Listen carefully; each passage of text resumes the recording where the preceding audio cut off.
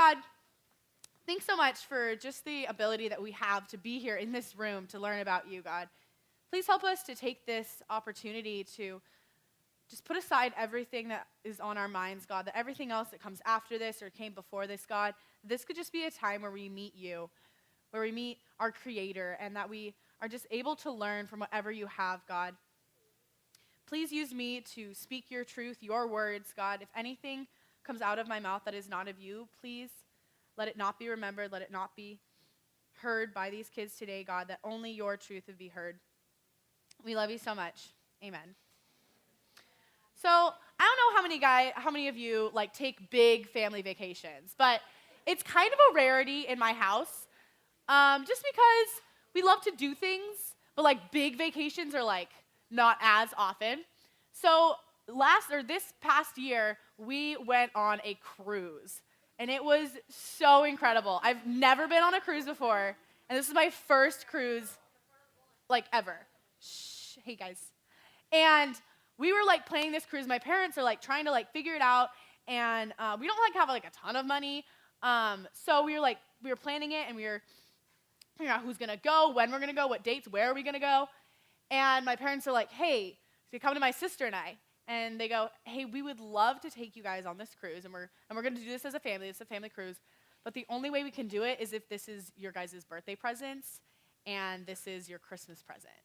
And we were like, dang, we're like getting like gypped out of a year of presents, but we're like, you know what? It's going to be so sweet. We're going to have such an amazing time and like family bonding. We're like, you know what? Let's do it. So my sister and I like talk, and we're like, sure, you know what? We'll give it up so that we can go on a cruise this year. So I wasn't supposed to get like a lot of Christmas presents this year because of it. And so we're going, and our next door neighbors, we're like really good friends with them, and they go on cruises like all the time. Like they live in our neighborhood, but they should not be living in our neighborhood, if you do know what I mean. Like they got the money. So they go on cruises, and so they were helping my mom like sign us up for the cruise. And as she's going, it gets to the very last step where you have to pay. And right as she's about to enter her credit card, he goes, I got it. And we're like, she's like, no, no, you can't do that. He's like, no, I got it. And he paid for our entire family to go on a cruise. So I get a Christmas this year. I get presents. I know. Isn't that insane? Right? So today, hey guys, today we are going in our series, Crave More Presence. And I started with that story because I am going to read to you in chapter 2 this incredible story of kindness. And I wanted to have you guys understand that, things like this happen in our lives, but they're not that often.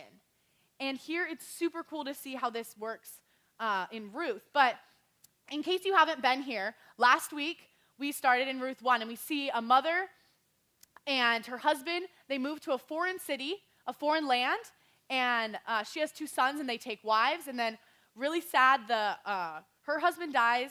This woman's name is Naomi. Her husband dies, and then her 2 sons die. But they married 2 women first. So now it's Naomi, Opa, and Ruth that are left. And they travel back to Bethlehem. Opa stays in her country, and Ruth and Naomi end up back in Bethlehem where Naomi first came from. And it's just in kind of this, last week Taylor talked about making moves. And this idea that Naomi and Ruth were making moves that were either towards God or away from God. And how in our faith, when we're looking to crave more presence, that we need to be making moves that are towards God, because he showed us when they made moves away from God, they got less of God's presence and less of the blessings that come with it. So today, we are going to be talking about whose field am I gleaning in? Whose field are you gleaning in? And that's the title of our message today. And you might be thinking, what is gleaning, and why would I want to do that in a field? Well, we're going to jump into this story, and we will find out as we go. So we are in Ruth chapter 2. If everybody is there, open up those Bibles. Oh, it's going to the floor. It should be going open. Open up those Bibles. And we're starting in verse 1.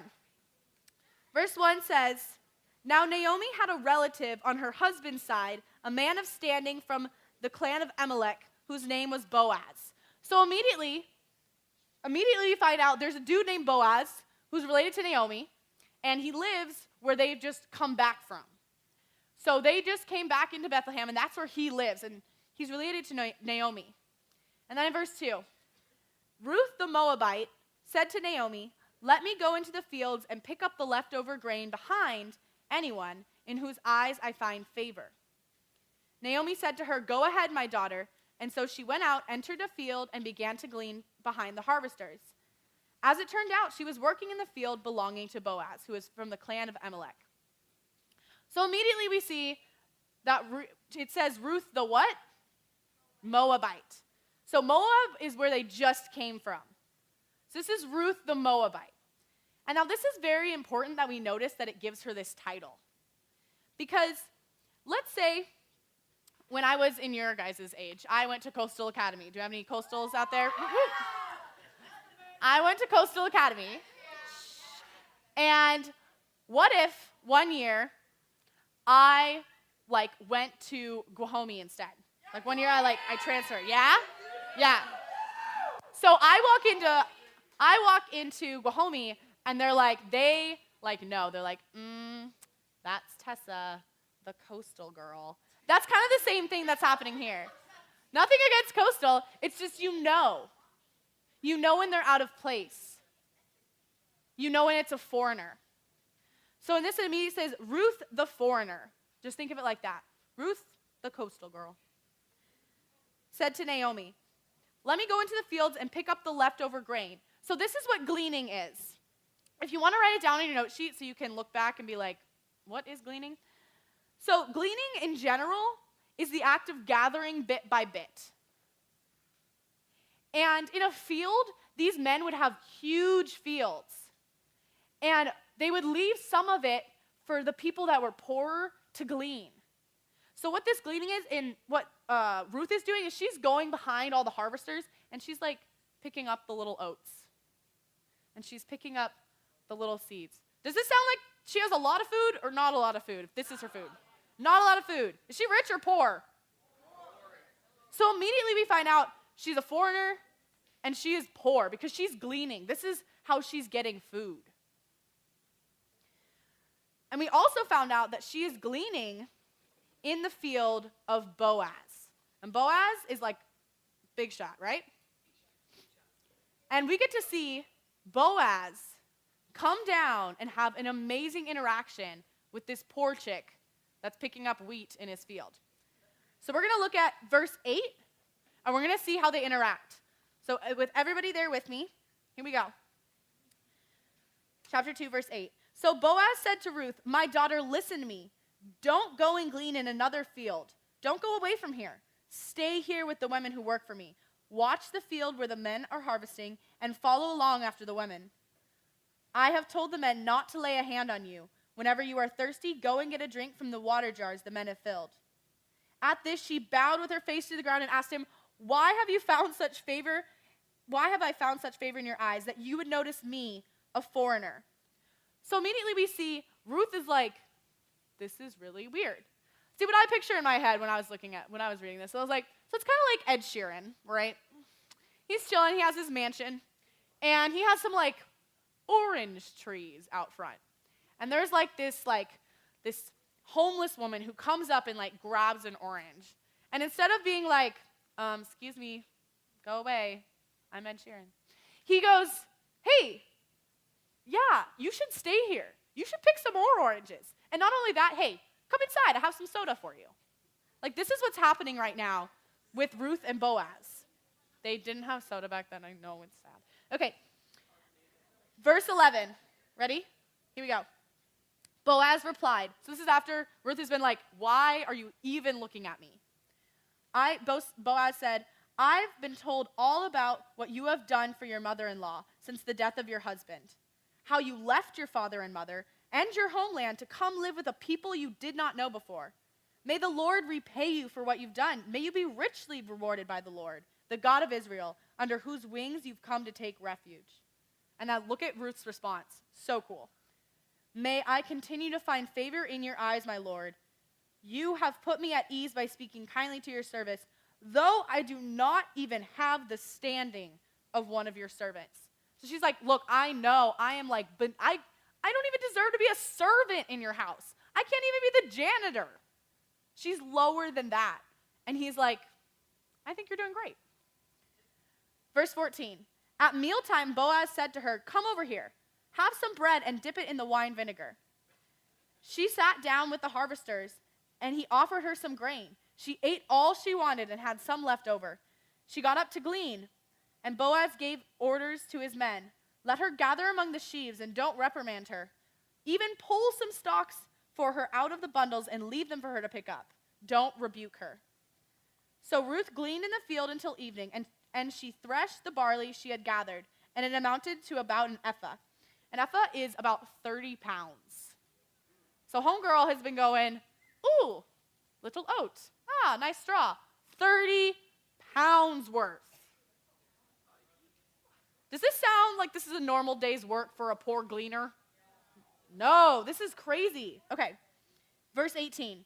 She carried it back to town, and her mother-in-law saw how much she had gathered.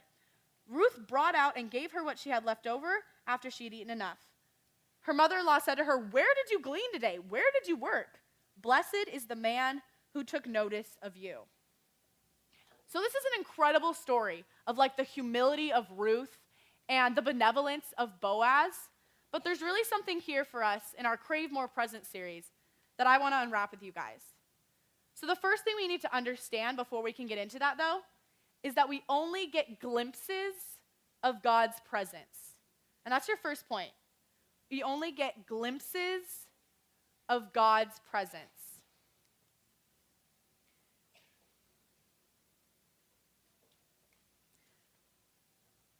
I don't know about you guys, but when Christmas is coming, I am always stoked for the presents. And when I'm like shopping with my mom, I always am like trying to see if she sneaks off and tries to like grab me something. Or if she's like wrapping them, I'm always like looking to see like, ooh, so can I peek in her room? Or like when she's bringing it, you know when she like comes home, or your mom or your dad comes home from the big shopping trip, and they have like all the bags, and they're like, go to your room, and you like sneak down the stairs just to see. You can get like a little peek at what you're gonna get for Christmas. The same is kind of with God. See, we don't get to see the full amazing greatness of God's presence not until heaven, not until Christmas Day for us with presents. See, we get glimpses, though. We get to see little sneak peeks, little glimpses that show us what that huge, amazing presence of God is like. And we get glimpses through people and through situations. And here, we get glimpses of who God is through Boaz. Because you see, the way that Boaz treated Ruth is a lot like how God treats us. So today, we're going to go through 3 things that are blessings of God's presence that Boaz blessed Ruth with. So your first one on your note sheet is the presence of God provides protection. That first one is provides protection.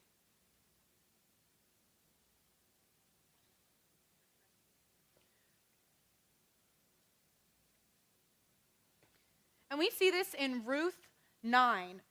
Boaz says, watch the field. This is Boaz talking to Ruth. She says, watch the field where the men are harvesting and follow along after the women. I have told the men not to lay a hand on you. And Naomi later says, to emphasize this, she says, it will be good for you, my daughter, to go with the women who worked with him, because in someone else's field, you might be harmed. So these gleaners were poor people, and they might not always be treated well by the people who are harvesting, because they're doing the work, and this is just a freeloader, getting grain. And Boaz said, no, I told them, I protected you. I said, no one will lay a hand on you. When it's summertime, one of my favorite things to do is go to the beach. Who else likes the beach, yeah? We live in California. There it is. San Diego. We're beach lovers. Me too. Totally. So, one of the things that I used to do with my friends when I was your guys' age, so I was 12 or 13, is I would go and we would go out into the water, and we would play this game kind of like who could get the farthest, right? And of course, I was pretty daring, So I would always end up I would always try to be at the front. So I'd always try to get at the head. And then if my friend passed me, I'd swim out even farther. And this one time I was swimming out and I got caught in a rip current. So I'm swimming out there. And in truth, this aided me because I was trying to go out really far. But it was to this point where I was swimming as hard as I could, and I could not get this thing off of me. This current was just so strong. And I almost couldn't keep my head above water until finally I saw a blurry figure in the distance swimming towards me. And it was a lifeguard. And I was like, yes, I'm saved. And I'm like, oh, he's going to come, and he's just going to pick me up, and he's just going to take me back, and I'm just going to be like, yay. But no, when he showed up with his little floaty, he tossed me it, and he said, all right, now swim. And I was like, what? I'm dying. He's like, no, I gave you what you need to keep swimming. And a lot of times when we say God's presence provides protection, you think that means it takes away all your troubles or it gets rid of every obstacle. But let's read what it truly means. If you guys want to go to Psalms 138, verse 7. It starts with a P. P Psalms. 138.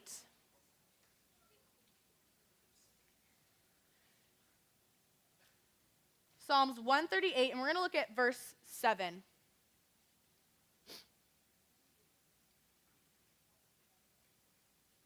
And it goes like this. Though I walk in the midst of trouble, you preserve my life. You stretch out your hand against the anger of my foes. With your right hand, you save me. I'm going to read that first line again. Though I walk in the midst of trouble, you preserve my life. Sometimes we think that it's trouble-free being a Christian. You know, you show up, you live in God's presence, it's trouble-free. This is saying, no, in the midst of my trouble. That means that you're going to go through things. But what God's protection provides is protection for your soul, is protection for your heart. He says, I will never tempt you more than you can bear when you're in my presence. But it actually does promise us trouble. See, in John 16:33, it's on your note sheet if you want to look at it later, but it says, in this world you will have trouble, but take heart because I have overcome the world.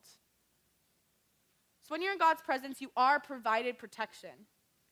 Just sometimes it's different than the protection that we think it should be. Secondly, Boaz does something that is really incredible that we get to experience all the time because we have God, but isn't that common otherwise? And that second point is he gives grace. He gives grace.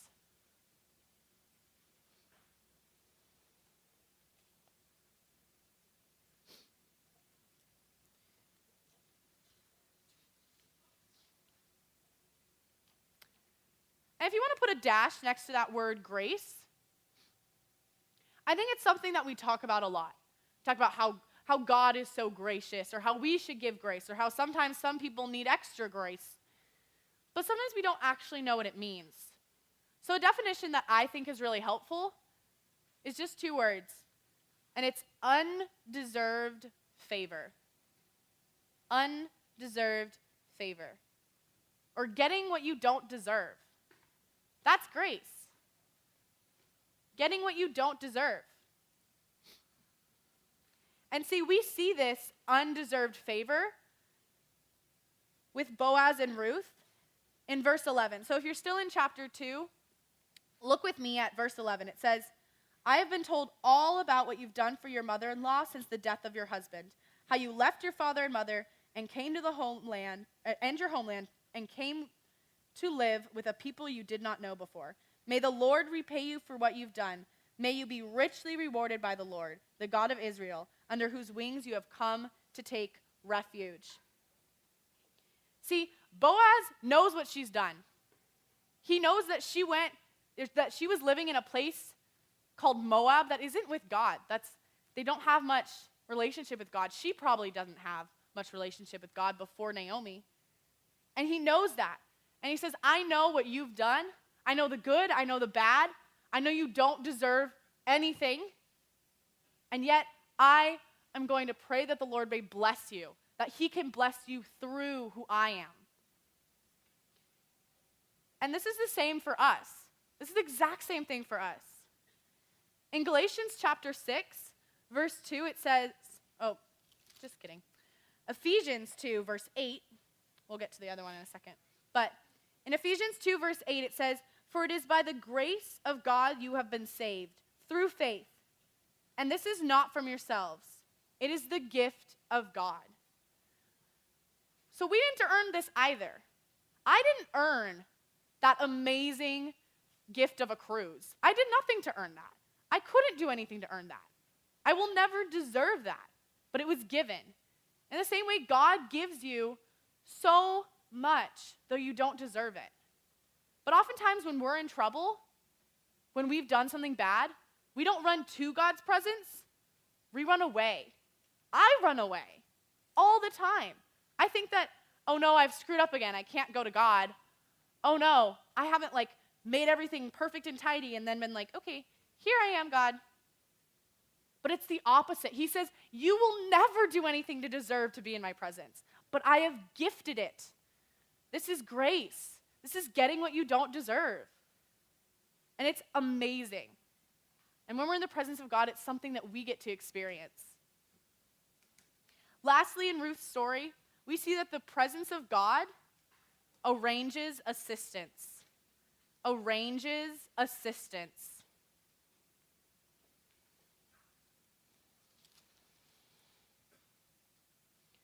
Arranges assistance.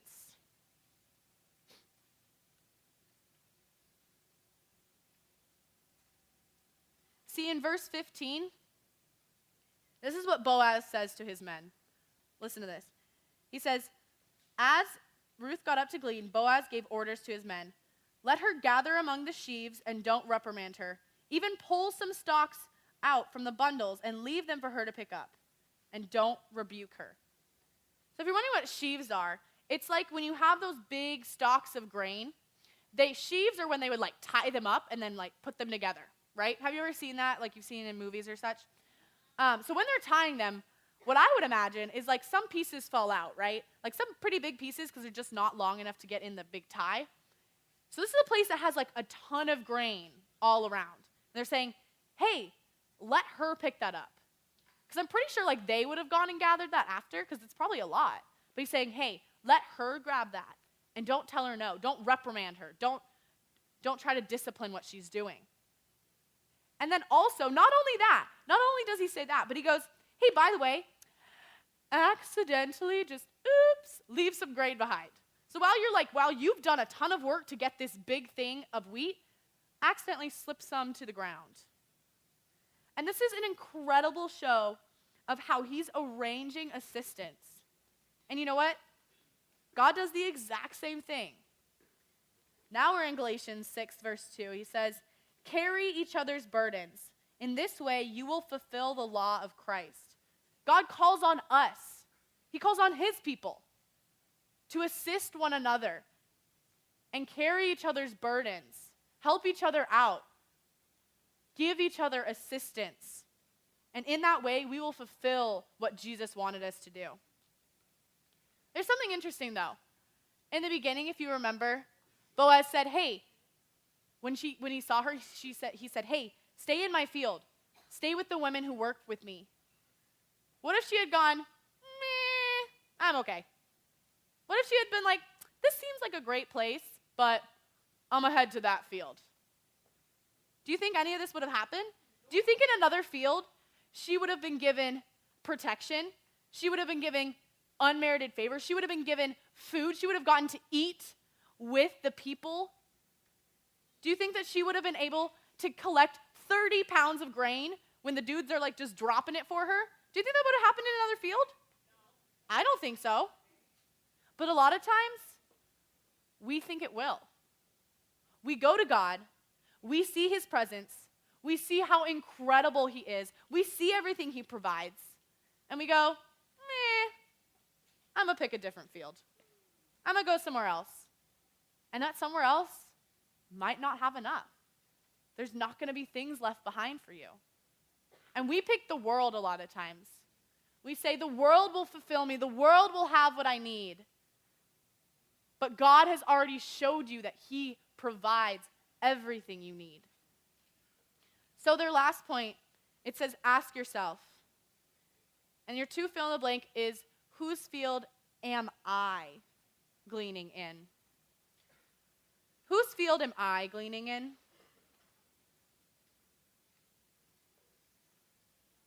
Is it the world's? Because if it is,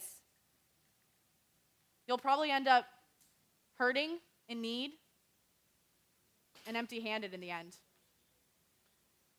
But if you're gleaning in God's presence, if you're gathering in God's presence, if you're picking up the blessings in God's presence, you'll always have plenty. Let's pray. Hey, God, thanks so much for just being here with us, for wanting us to be enveloped in your presence, God. Thanks for showing us some of the amazing things, some of the glimpses of who you are through who Boaz is. God, will you continue to provide us protection, to give us grace, and to arrange assistance for us, because you know we need it. We are poor, and we are foreigners to you at times, God, but let us be enveloped in your presence.